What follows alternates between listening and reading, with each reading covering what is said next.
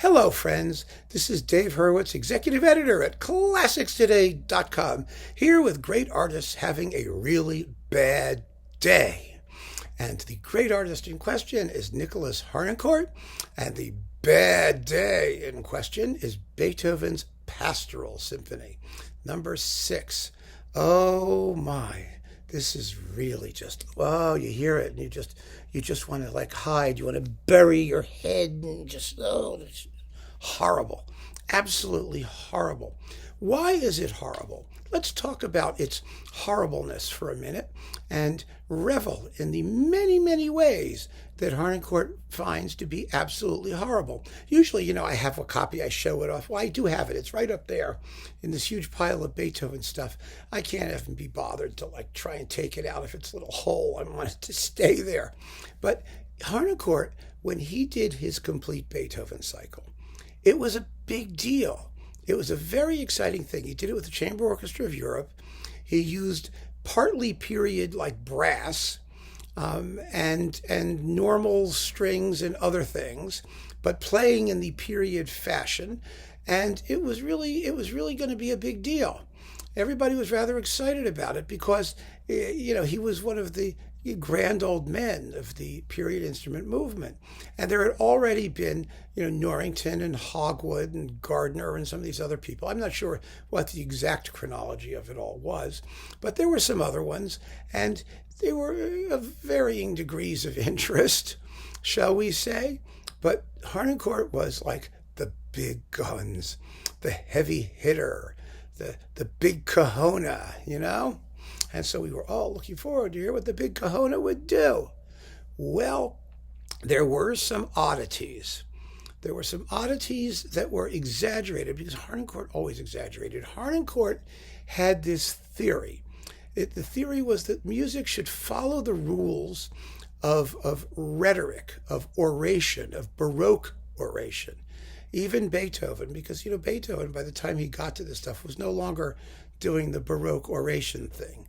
He really wasn't. His music follows other rules. I mean, for example, Baroque music follows, some of it anyway, the law of the single affect. That a movement is supposed to have one emotion or one feeling which is consistent all the way through, and you don't change until you get to the next part. And Harnoncourt tries to sometimes stuff some square pegs into some fairly round, expressive holes. For example, at the end of the Eroica, of the first movement, you've got, the trumpets, which drop out halfway through the main theme. Why? Because Beethoven didn't have the notes on his natural trumpets. They couldn't play it. And so he had to just not do it. So it goes da da da da da da da da,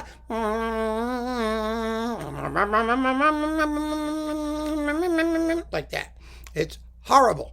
And any sane person who plays the Eroica, because we have modern trumpets, puts the tune back.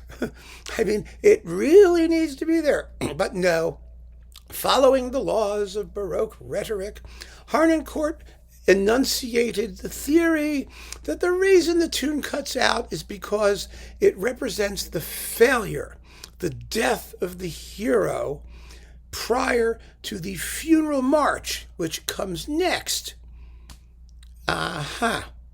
Well, that may be an absolutely delightful story. It may make marvelous narrative, but if you are just closing your eyes, listening to the symphony, there is no way you could come up with the concept that the reason the trumpets are disappearing is because the hero has just dropped dead. In fact, what you're much more likely to do is say to yourself, what the hell happened to the trumpets? That sounds terrible. And so there you go. But at least Harnoncourt had a reason. Well, the reason really plays him false in the Pastoral Symphony.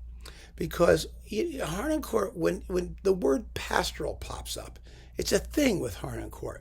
When nature sort of, intrudes on his consciousness, all of a sudden he has a fit of this oily, post-period instrument, carillon-esque, early music legato. I mean, just thick, loose, rhythmically flaccid, unaccented legato, and it's horrible. I mean, Beethoven's Pastoral Symphony is a tough symphony to do because it has a lot of extremely mellow, relaxing, seeming beautiful music, right? Especially the second movement.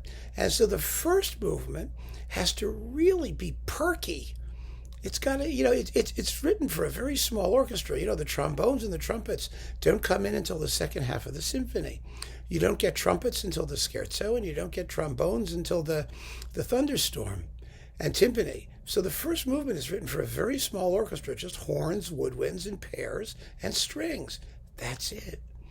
And you have to make up for that lightness of tone with a corresponding brightness and rhythmic acuity, with accents, with oh my God, what a nightmare this thing is. Harnoncourt is just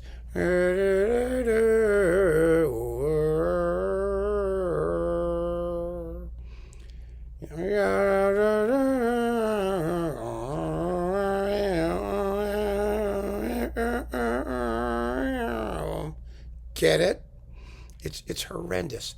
And what makes it even worse is that it's so glutinous and lethargic that by the time you get to the slow movement, remember, you've got a 12-minute slow movement coming after it. And of course, Harnoncourt's going to take the exposition repeat. So you got 12-ish minutes of first movement and then 12 minutes of slow movement. And you would be hard-pressed to tell the difference between them.